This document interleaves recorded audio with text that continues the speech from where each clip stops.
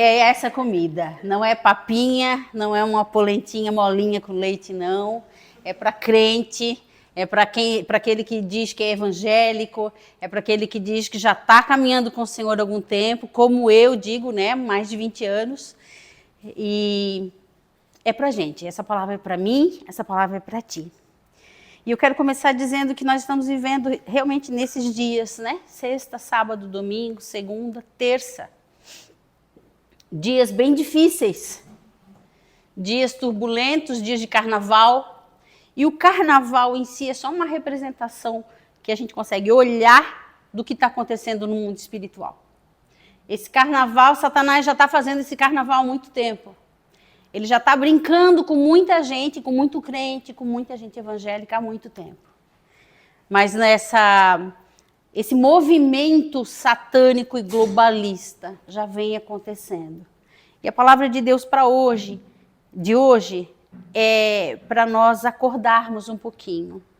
E o tema principal, a essência dessa palavra requer mudança. Mudança para convergir em Cristo todas as coisas.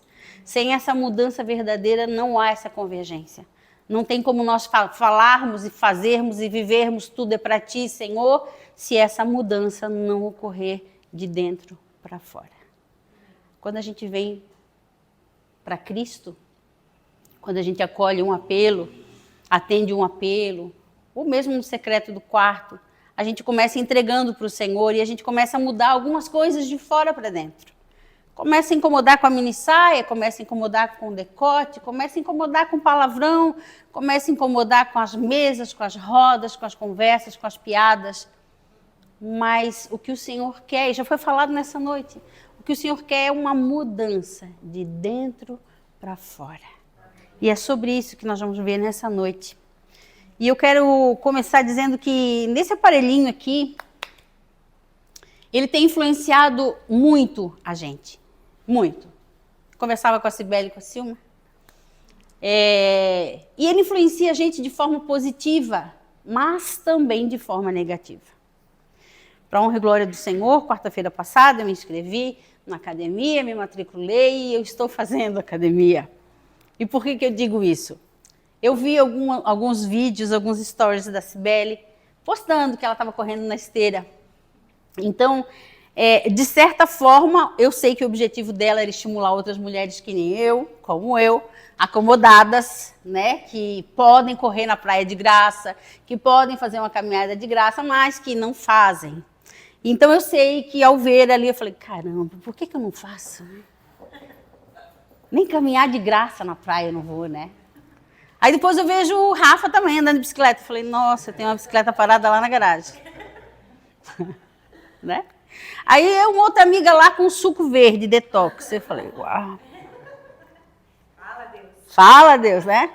Então, às vezes, essas coisas, essas informações, acabam nos influenciando de forma positiva. Amém? É só comigo que acontece isso? Não, né? Só que de uma forma também muito sutil, muito sorrateira, ela nos influencia também de forma negativa. Quando eu vejo que a outra está fazendo, por exemplo, academia, e eu não vou. Por alguma razão, não tenho dinheiro, não tenho tempo, como é que eu vou? Isso é luxo para mim. Então eu acabo pensando que a outra ou o outro é melhor do que eu. O outro está num outro nível e eu num nível menor do que ele. Quando eu vejo uma postagem de alguém comprando um carro e eu estou louca para trocar o meu, às vezes, ao invés de a gente se alegrar, a gente se compara. Então, esse aparelhinho, o Instagram, o Facebook, ele também pode estragar a vida de um crente. Não estou falando para ímpio, estou falando para crente, né? E eu quero te convidar, se o Daniel quiser colocar aqui, a gente pode fazer uma leitura numa linguagem só, numa versão só. Romanos 12, 2. Um texto que eu amo, que eu trabalho na terapia quando eu estou atendendo um cristão. Esse é um texto base, chave para a minha vida e chave para a terapia. Romanos 12, 2. Bem conhecido. Talvez você até saiba de cor que nem eu. Paulo fala, não se amoldem ao padrão deste mundo, mas transformem-se pela renovação da sua mente, para que vocês experimentem a boa, agradável e perfeita vontade de Deus.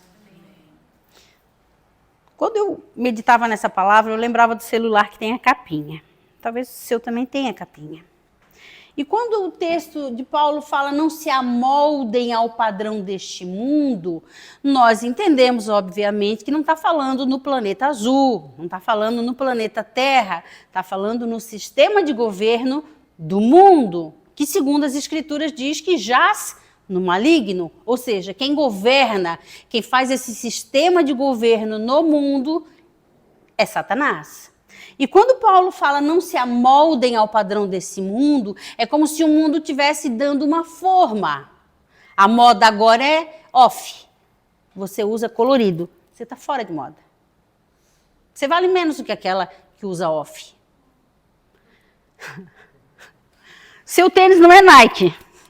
Seu sapato não é Prada. Bolsa não é Prada. Você vale menos do que a outra. O mundo dá padrões satânicos. Não que você não possa ter uma bolsa Prada. Eu quero ter uma bolsa Prada, quem sabe, né? Nem sempre querer poder, mas eu posso querer, né?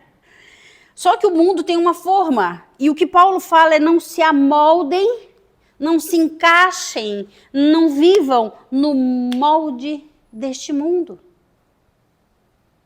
Ser crente nos dias de hoje, queridos, é muito difícil. Requer esforço, requer renúncia, que nós comentávamos aqui naquele dia, no Encontro das Mulheres, que houve quarta-feira. Não se amoldar ao padrão desse mundo é dizer não. Não se amoldar ao padrão desse mundo, eu estou aprendendo que é numa roda onde várias pessoas estão tomando vinho, ou cerveja, ou caipirinha, você pedir uma água com gás, ou um suco de abacaxi. E as pessoas olharem para ti, não, mas só um pouquinho. E aí você dizer, não, eu não bebo álcool. É você olhar os olhares do mundo, e quando eu digo mundo, é o sistema que está por trás das pessoas, das amigas, dos amigos, que nós temos, porque nós temos amigos que não pensam igual a gente e que não vivem a mesma fé que a gente. Glória a Deus por isso. Nós precisamos ter contato com essas pessoas, porque se a Cibele só tiver um encontro com crentona, né? O que vai agregar? Mas Deus leva pessoas que precisam desse alimento. E glória a Deus por isso. Né? Desafiante, mas é isso aí mesmo. Glória a Deus por isso. Agora, Matilde, mas você está falando com um crente de muitos anos de conversão. Manu, quanto tempo de conversão? Mais de 20. Silma? Irmã Ana? Nasceu no lar. Pastor Torquato. Irmão. 11. Manuele. Roberto. 21. Dani? 26. Nossa. Cibele? 28. 24. Conhecer Jesus eu já conheço uns 25, mas conhecer a palavra e ser batizado uns 20. Então essa palavra é pra gente, sim. É para crente que tem o crachá de crente. E transformai-vos pela renovação da vossa mente. Será que a gente tem alguma coisa para renovar na nossa mente? Com tanto tempo de serviço, tanto tempo de igreja, tantas palavras, tantas promessas de Deus. Nós temos, sim. Nós temos. Sabe, queridos, muitas vezes, talvez não aconteceu contigo, mas aconteceu comigo. Muitas vezes eu vivia profundamente a palavra de Deus, o louvor, a adoração no domingo. E muitas vezes, lá atrás, segunda-feira, terça, quarta, quinta, sexta, sábado, era uma vida normal. O crente 007. Mas houve um tempo onde o Senhor começou a me ensinar que eu precisava me posicionar, que eu precisava saber, primeiro, a minha identidade, o meu propósito. E aí sim, viver baseado nisso. Eu vou abrir minha colinha.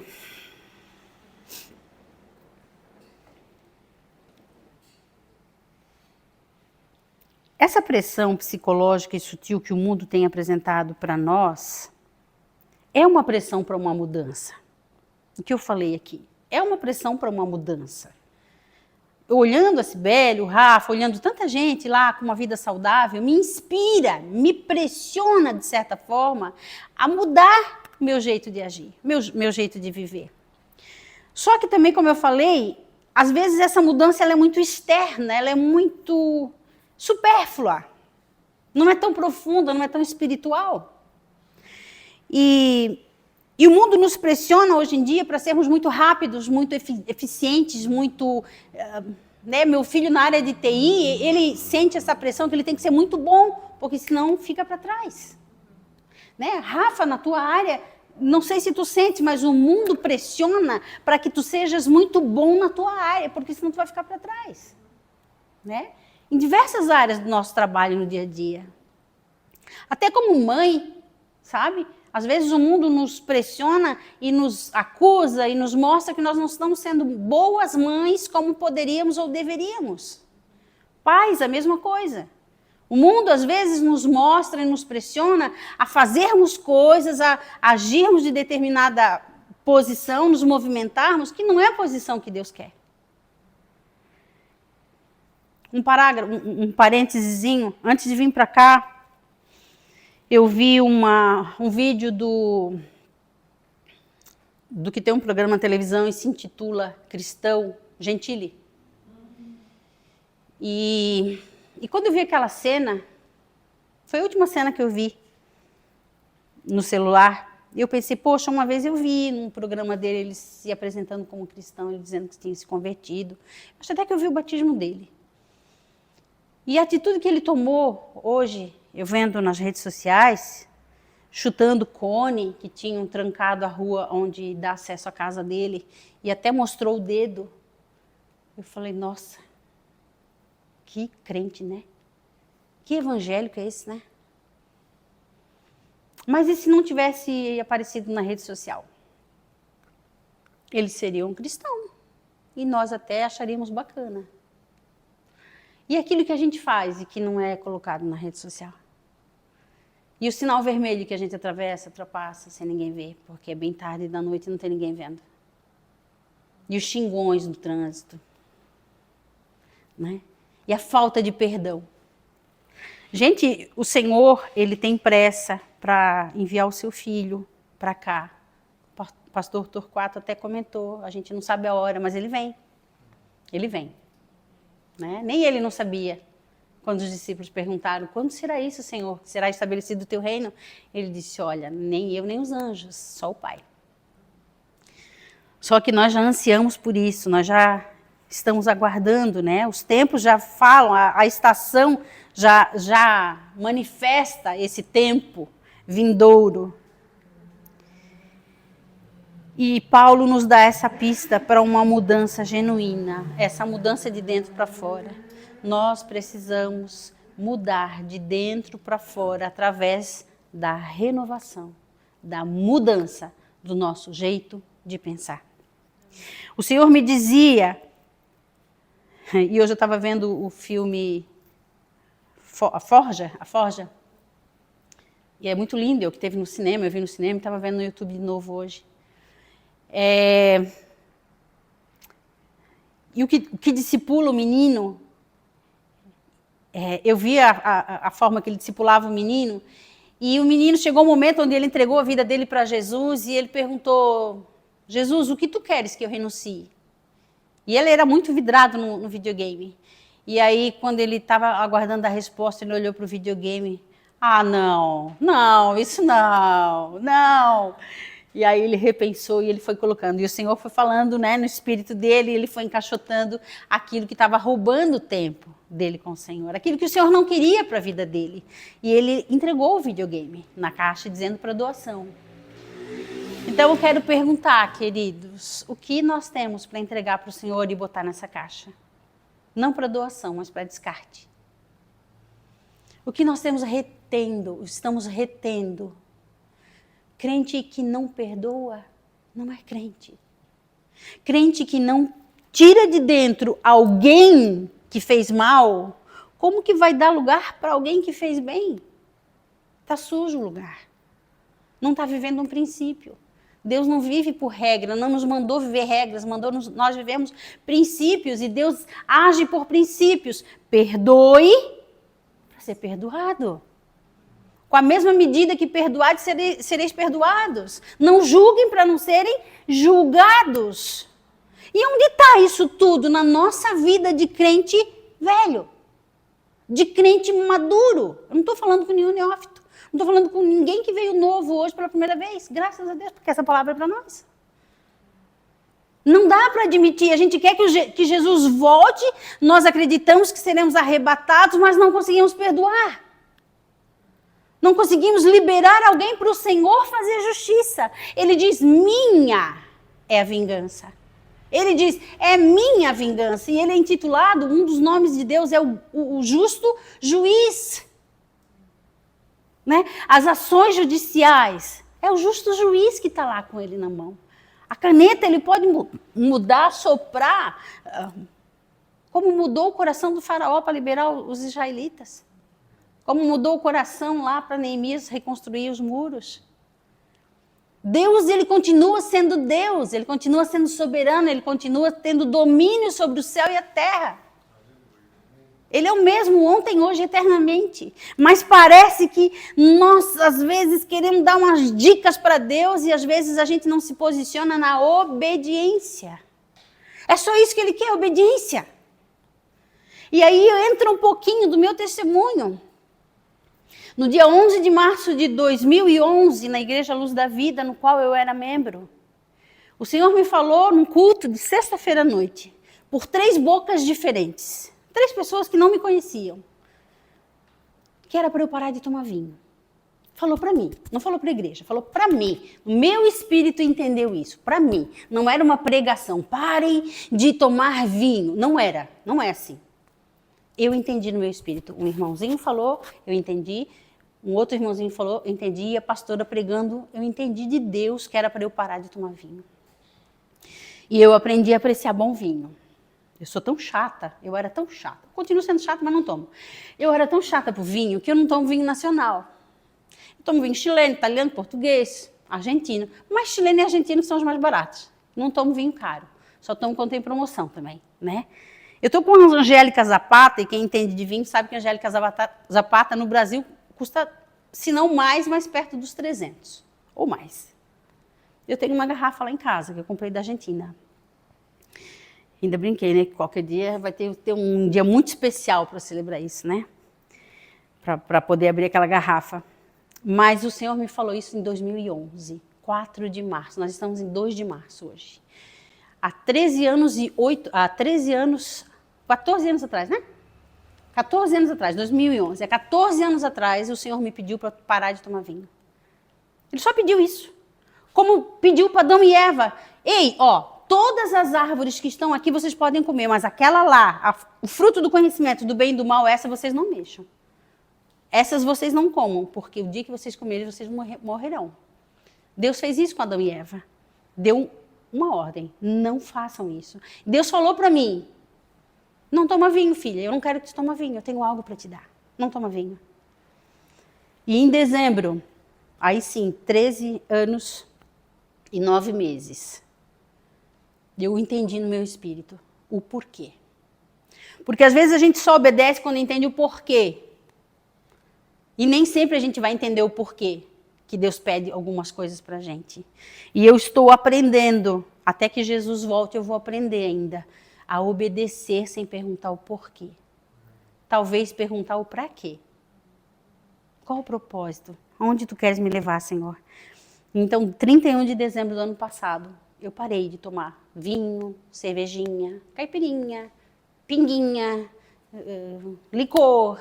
Acabou. É água com gás, é suco de abacaxi. Para os diabéticos, suco de laranja não é bom. Então, suquinho de abacaxi, de acerola. Né? De melancia, por causa da frutose. Isso. Então, E eu tenho me alegrado no Senhor, porque eu passei a entender por que Ele não queria que eu tomasse vinho.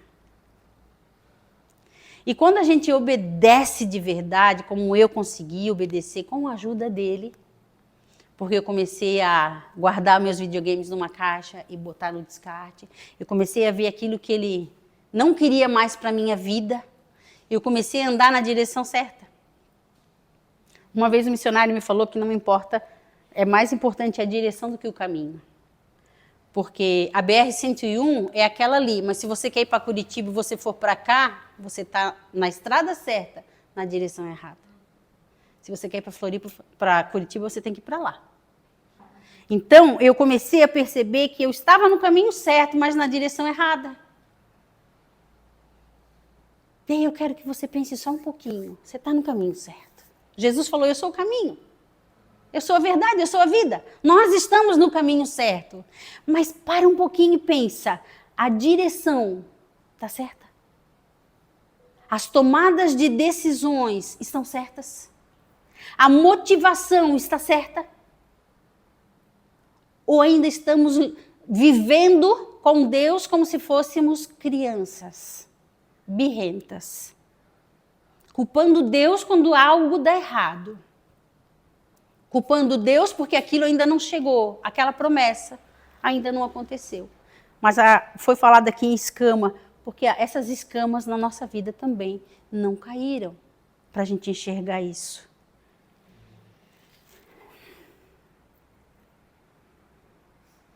Obedecer a Deus. Quando Adão e Eva receberam aquela ordem de Deus, só tinha a opção de Deus, obedecer. E por um bom momento, por um bom tempo, não se sabe quanto, que Gênesis não fala, mas eles obedeceram, eles não comeram. Demorou até que eles comessem. E eles só comeram quando? Quando houve uma segunda voz. Quando Satanás, na serpente, representado pela serpente, né? Antiga serpente, o dragão, antiga serpente. Falou então uma segunda opção para Eva e a Eva duvidou da palavra de Deus. Quantas vezes nós, mesmo com o tempo de conversão que temos, nós duvidamos da promessa de Deus? E aí eu vou só lembrar aquilo que você já sabe. Se Deus falou, assim é. Amém. Gênesis 1:3, que haja luz e ouvir. Então, na minha vida, aquilo que Deus prometeu, como o Rafael falou, Deus deu promessa para mim. Eu tenho sonhos guardados aqui dentro, que eu sei que vieram de Deus. Esses sonhos não aconteceram por causa dele? Ele não atrasa. Ele não chega tarde. E se chega tarde aos nossos olhos é porque ele quer ressuscitar. Como Lázaro. Mas eu me desviei. Eu fiz outros atalhos. Quando a gente ouve o mundo, quando a gente ouve outras vozes, a gente se desvia daquela voz, da verdadeira, da única que nós deveríamos ouvir. Quando nós queremos andar na força do nosso braço, nós esquecemos que Ele é o Senhor dos exércitos. A luta é dele, Ele já venceu. Mas nós queremos fazer, nós queremos agir. Nós queremos ir na frente. Muitos personagens, muitos homens, mulheres da Bíblia tiveram uma mudança visivelmente do lado de fora. Mas essa mudança externa aconteceu primeiro através de uma mudança interna. Para Davi ser o rei Davi, ele foi o pastor de ovelhas, rejeitado pela sua própria família, ignorado pela sua própria família, quando Samuel, o profeta, foi lá para ungir o próximo rei de Israel. Ele não foi rei em bercinho de ouro, pequenininho. Ele teve que ser temente ao Senhor, ele teve que ser obediente ao Senhor, ouvir a voz do Senhor, até o momento onde Deus o honrou, dando o reinado lá para ele. Primeiro ungiu, e ele teve que esperar para depois assumir o posto como rei. Ele penou. A gente fala de José, o rei do Egito. Mas não lembra que José foi o vendido lá como escravo. Humilhado pela sua família, ridicularizado pelo sonho que Deus deu para ele. Se José não tivesse essa mudança interior, ele não teria se tornado o governador do Egito, José. Se eu falei governador do Egito, Davi, eu falei errado, tá? Para Paulo ser Paulo e a gente hoje refletir, meditar sobre o que ele escreveu nas cartas, Paulo foi Saulo antes. Paulo foi perseguidor de cristão. Mas Deus precisou fazer ele cair. Precisou ele ficar cego das coisas que ele via para Deus revelar para ele o que Deus queria para ele. E dizer, agora tu és Paulo. De perseguidor para perseguido. Nem se fala em Pedro. Para ser quem Pedro foi e é para nós como igreja, Pedro foi aquele pescador frustrado, endividado. Se não houvesse uma transformação interna, Pedro não seria quem foi. Tiago e João, os filhos do trovão, cuja mãe queria botar um do lado direito, outro do lado esquerdo de Jesus. Quando Jesus assumisse o seu trono. Mas esse mesmo Sirilepe, né? Tiago e João, esse mesmo João, é conhecido por nós hoje, pelos evangelhos, por Apocalipse, e conhecido como o discípulo do amor. E tantos outros. Tantos outros. Eu mesma, para ser hoje, por dentro, no meu espírito, na minha alma, no meu coração, quem eu sou hoje, eu passei por um processo, assim como você passou por um processo. Nós continuamos nesse processo até que o Senhor volte. É de glória em glória. Não estamos perfeitos. Não parou a nossa fase de aprendizagem. Não parou a fase de ouvir a Deus, porque agora eu já sei decor todos os versículos. Não. Se eu souber 3 versículos e viver esses 3 versículos de verdade, joia. Não adianta eu saber decor 50 versículos e não conseguir viver nenhum. Viver uma vida de crachá. Eu sou crente há tanto tempo, mas eu não vivo aquilo que Deus já me pediu. Eu não consigo viver aquilo que Deus me pediu. Eu quero terminar. Convidando os irmãos a abrirem também uma carta paulina, Efésios 1.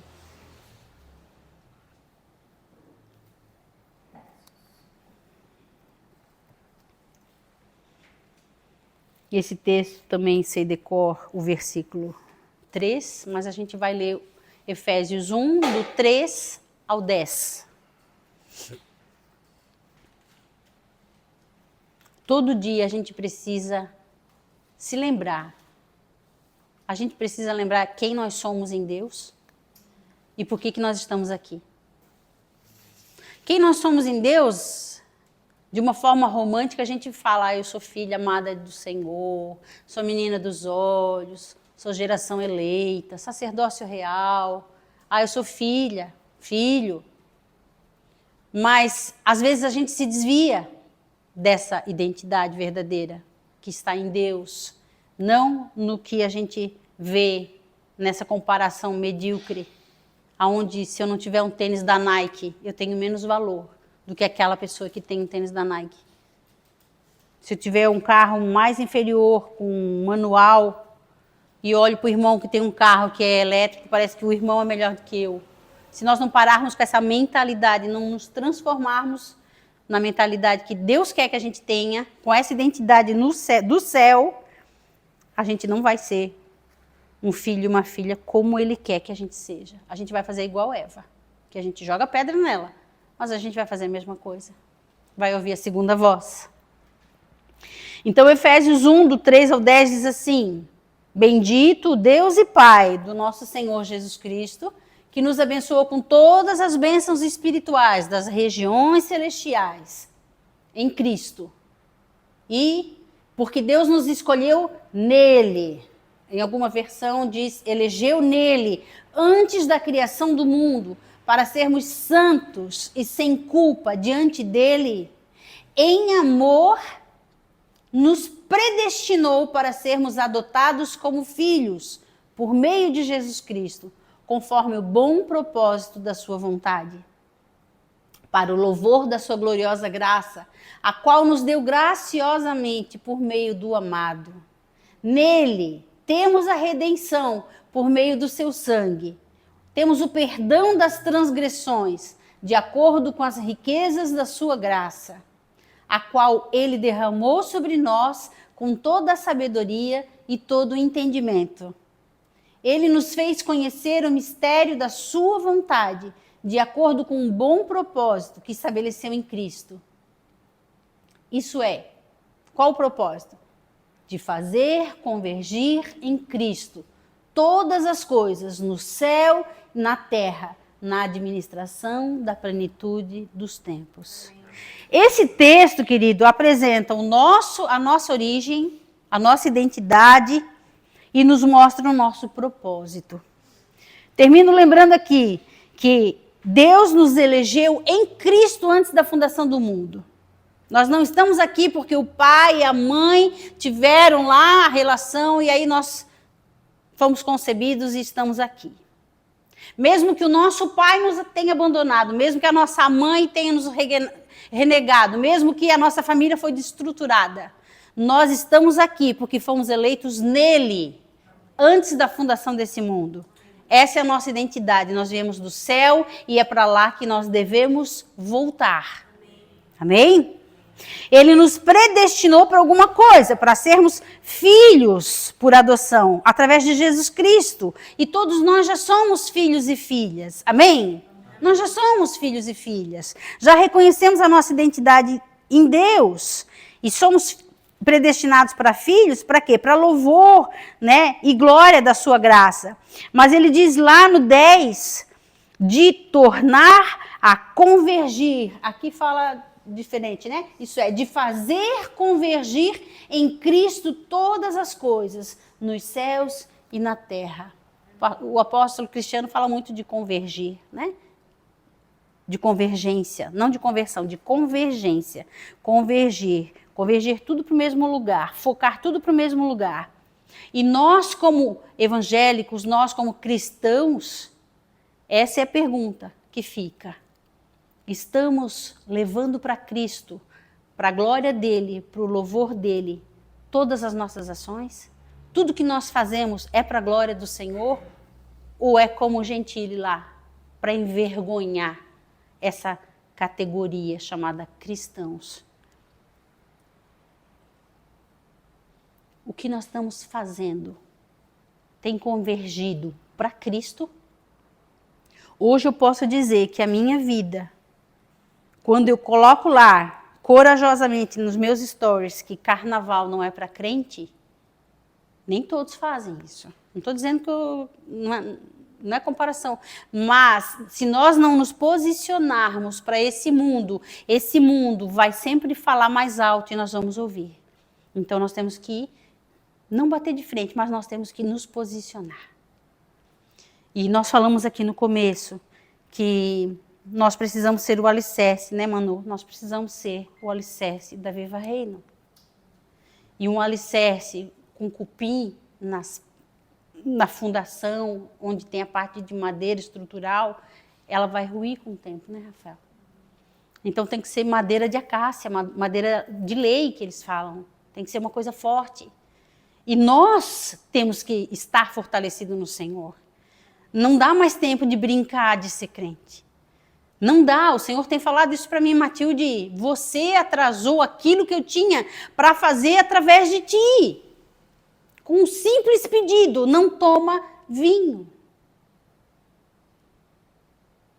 Mas, Senhor, vinho não é pecado. Jesus transformou água em vinho. Vinho não é pecado, Senhor. E aí eu vou dando desculpas, e isso levou 13 anos e 9 meses. E aí eu pergunto, o que o Senhor já tinha feito através de mim, em mim, comigo, se eu tivesse dito sim naquele dia, naquele tempo? Há quase 14 anos atrás, o que o Senhor teria feito comigo? Aonde eu estaria hoje? Como Ele estaria vivendo? Como estaria a minha casa, a minha família? O Senhor não erra. Nós atrasamos aquilo que Deus tem para nós, porque Ele nos deu essa escolha, como deu para Adão e Eva. A Bíblia diz que se o Filho vos libertar, verdadeiramente sereis livres. Nós somos livres, queridos, para obedecer e para não obedecer. Deuteronômio 28, Deus fala: eis que põe diante de vós a bênção e a maldição. A bênção se me obedecerdes, a maldição se não me obedecerdes. Escolhe, pois, a bênção. Escolhe, pois, a bênção. Obedecer perdoando, obedecer liberando, obedecer abençoando, obedecer nos subjugando à voz de Deus, nos submetendo à voz de Deus.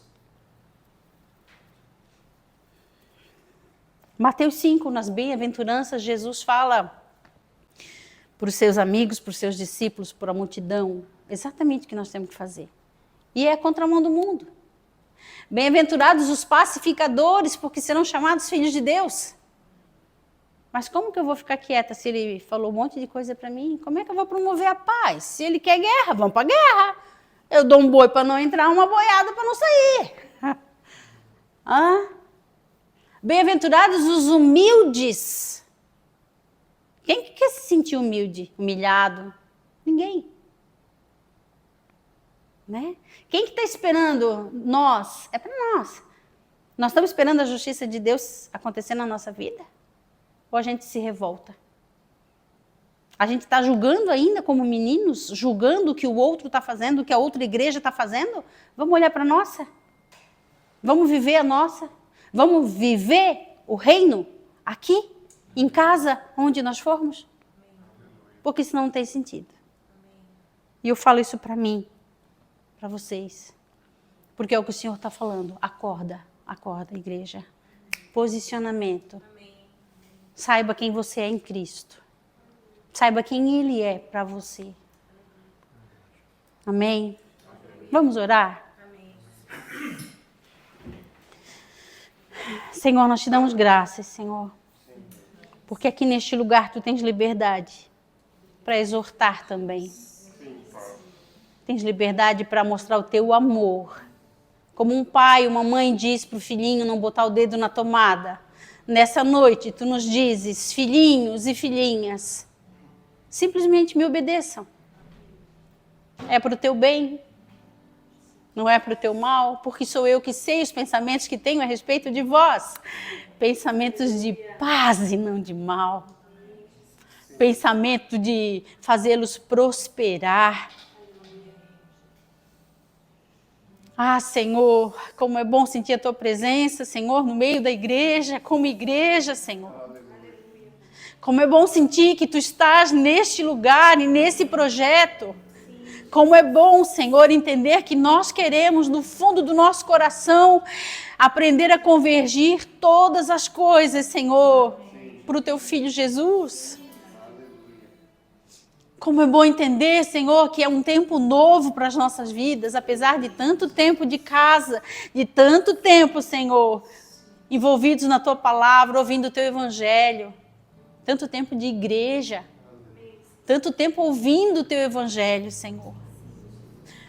Mas a Tua Palavra diz que o Evangelho é poder Teu, poder de Deus para salvar. Senhor, a Tua Palavra é lâmpada no nosso caminho, é luz para o nosso caminho, é lâmpada para os nossos pés, e é nela que nós queremos andar, Senhor. Não nos holofotes que o mundo tem acendido, iluminado. Dá-nos discernimento, Senhor, para Te obedecer em todos os aspectos da nossa vida, porque nós sabemos aquilo que Tu tens pedido para nós. Tu tens pedido coisas diferentes para cada um de nós aqui, Senhor. Ensina-nos a dizer sim. Ensina-nos a discernir a Tua boa voz, porque as ovelhas discernem a voz do bom pastor. Nos dá, Senhor, o dom do discernimento para nós identificarmos quando é a Tua voz, quando é a voz do nosso ego, das nossas emoções feridas, quando é a voz de Satanás. Nos dá discernimento, Senhor. Nos dá sabedoria. Nos dá, Senhor. Coloca do nosso lado pessoas que te conhecem, pessoas maduras, Senhor, pessoas que vão nos encaminhar, Senhor. Que nós não saiamos por aí andando como ovelhas desgarradas do rebanho, achando que por causa que temos muito tempo de conversão, nós já sabemos tudo. Não precisamos mais nos aconselhar, não precisamos mais ser ajudados, Senhor. Isso é mentira de Satanás. Porque nós podemos aguentar um peso por um tempo, mas não podemos aguentar um peso por muito tempo. E a tua palavra diz para nós sermos, Senhor, suporte uns dos outros. Ensina-nos, Senhor, a olhar para o Rafa, ainda jovem, como o nosso pai. Aqui, Senhor. Um pai que aconselha, um pai que direciona, um pai que diz, filho, tu estás no caminho, mas na direção errada. Um pai que orienta.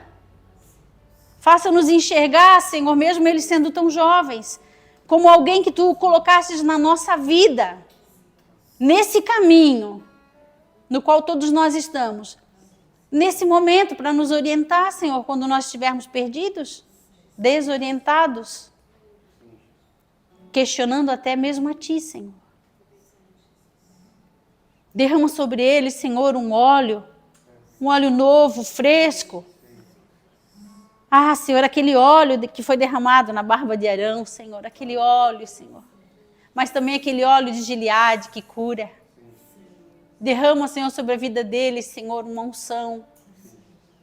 Ah, Pai. Derrama neste lugar o Teu querer, o Teu efetuar. E que nós sejamos, Senhor, submetidos ao Teu querer. Obedientes à Tua palavra. Na mesma direção, Senhor, todos. Em unidade, Senhor, guiados pela Tua voz. Obrigada por essa noite, Senhor. Que nós saímos daqui refletindo, Senhor. E perguntando para Ti, para o Teu Santo Espírito, o que Tu queres que nós coloquemos nessa caixinha de entulho para ser destruído definitivamente da nossa vida. Qual é o videogame, Senhor, que nós ainda temos tanto apego e que tem nos distraído, que tem impedido realmente o Teu querer, o Teu efetuar sobre as nossas vidas? Obrigada, Pai, porque Tu tens cuidado de nós. Obrigada porque Tu tens agido nas nossas vidas.